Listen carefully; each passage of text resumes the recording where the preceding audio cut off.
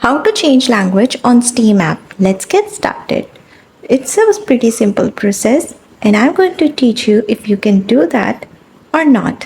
For this purpose, you can see in the upper left corner an option that says Steam. Click on that option and it will appear like this. From here, tap on the settings option and it will redirect you the settings interface.